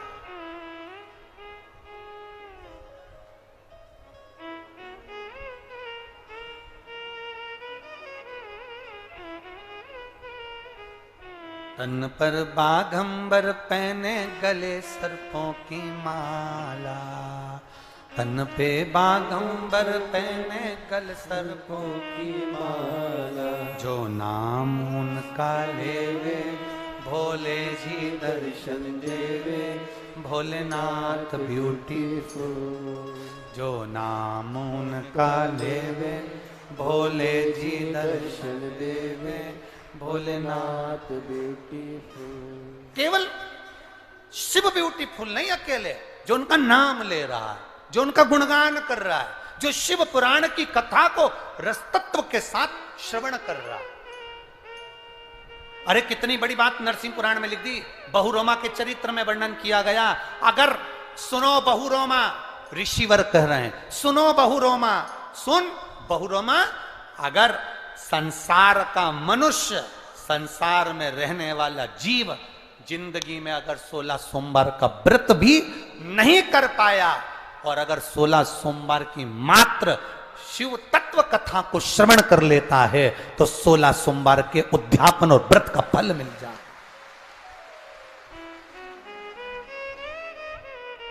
आस्था चैनल पर जितने लोग कथा सुन रहे हैं, फेसबुक यूट्यूब पर जितने लोग कथा सुन रहे हैं, इस सुंदर छिंदवाड़ा की पवित्र भूमि पर जितने लोग कथा सुन रहे हैं, और जो छिंदवाड़ा वासी रह गए उनसे निवेदन है, अगर मौका मिले तो जीवन में दूसरी बार बार शिव पुराण अपने छिंदवाड़ा में नहीं आएगी।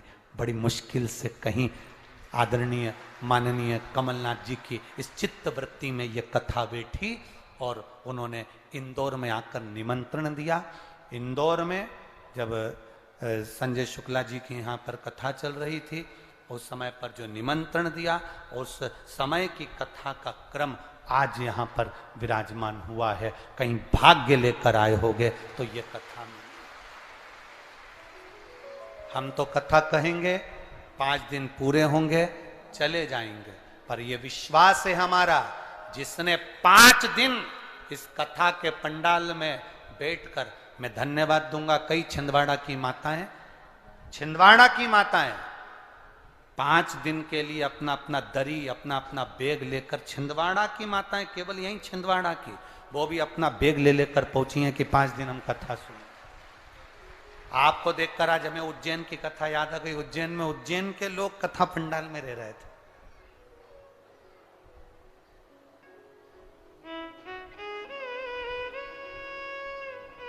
क्या देता है वो उसी के हाथ में।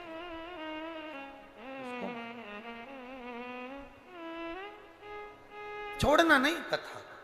यहां पर बहुरमा नरसिंह पुराण कर रही है, बहुरमा का चरित्र स्पष्ट वर्णन कर रहा है कि अगर 16 सोमवार का व्रत भी नहीं कर सकते तो ये 5 दिवसीय जो 16 सोमवार शिव महापुराण की कथा 16 सोमवार के व्रत के महत्व की चल रही है, उसको ही सुन लेना तो तुम्हें पूरे 16 सोमवार व्रत का फल प्राप्त हो जाए। पूरे 16 सोमवार वो कब बदल देता है पता नहीं पड़ता। आपको कथा में कहा था, देवता पल्ला झाड़ कर देते हैं और महादेव छप्पर फाड़ के देते हैं। कब बदल देता है? आप 2 दिन से देख रहे हो, कल और आज। तुम्हें इतना अंदाजा नहीं होगा कि रात्रि को 2 बजे रात से लगातार पानी गिर रहा है। जो सावन के महीने में गिरना था वो भादों में गिर रहा है। ये भगवान भोलेनाथ है। सावन को कब भादो कर दे और भादो को कब सावन कर दे, ये उसी के हाथ है। उसका कोई ठिकाना, कोई भरोसा। आप करो उसकी भक्ति, आप करो उसका स्मरण। हम आपसे कहेंगे कभी मौका मिल जाए, आप दिन में कथा नहीं सुन सकते तो रात्रि में 16 सोमवार व्रत कथा को अपने मोबाइल पर श्रवण करो, पर सुनो। बहुरोमा तू तो दैत्य है, तू तो असुर है, और असुर होकर दैत्य होकर तू शंकर के मंदिर के बाहर बैठा है। बहुरोमा ने कहा मेरे पूर्व के संस्कार होंगे। बहुरोमा कहता है मैं चंद्रवंश के राजाओं में एक राजा था, मेरा नाम जयध्वज था। 16 सोमवार व्रत का बड़ा भाव। मैं चंद्रवंश के राजाओं का राजा था, मेरा नाम चंद्रवंशी राजाओं में था, मेरा नाम जयध्वज था। मैं जयध्वज, मेरा नाम जयध्वज था। मैं अपने सिंहासन पर बैठा राज सत्ता का आनंद लेता था। एक बार मेरी चित्त वृत्ति में आया तो मैंने देवताओं के पास में जाकर निवेदन करा, गुरुजनों से पूछा, मुझे चंद्रवंश का राजा जयध्वज बनाया गया, ये जयध्वज मुझे राजगद्दी किस पुण्य से प्राप्त हुई है? मैंने कौन सा पुण्य करा था जो मुझे ये राजगद्दी मिली है? मेरा पुण्य कौन सा है जो ये राजगद्दी मुझे मिली? पुण्य कौन सा? तो ऋषियों ने, गुरुओं ने कहा था, जयध्वज पूर्व जन्म में तुमने शिव मंदिर में सेवा करी, उसका फल ये मिला कि तुम्हें ये राज सिंहासन प्राप्त हुआ। राज सिंहासन। इंजीनियर की पढ़ाई, एक कॉलेज के अंदर 500, 200, 1000 बच्चे पढ़ते हैं। एक ही क्लास के एक जैसे इंजीनियर बनते हैं, एक जैसे कंपटीशन एग्जाम में बैठते हैं। पर ईमानदारी से बोलो, क्या उनकी नौकरी एक जैसी मिल जाती है? सबकी तनख्वाह एक जैसी रहती है? कोई कोई इंजीनियर ऐसा होता है कि उसकी तनख्वाह प्रबल होती है, बड़ी कंपनी मिल जाती है और उन्नति बढ़ता चले जाता है। और कोई कोई एक कंपनी में लगा तो पूरी जिंदगी वहीं निकाल देता है। एक ही कंपनी में उसका जीवन चले जा रहा और दूसरे ने तरक्की कर ली। जब हम उसको देखते हैं तो सोचते हैं, बताओ हम साथ पढ़े हैं, साथ रहे हैं, इसने इतनी तरक्की कर ली, हम वहीं की वहीं हैं। कारण क्या है? एक तो उसकी लगन, दूसरी उसकी मेहनत और तीसरा उसके पूर्व जन्म में जो उसने शंकर के मंदिर में कोई सेवा करी होगी, उसका पुण्य उसको राज सिंहासन लेकर चला गया, उसके राज सिंहासन तक लेकर गया। शंकर का करा गया भजन, शंकर का करा गया गुणगान, शंकर का करा गया स्मरण, शंकर जी पे चढ़ाया गया एक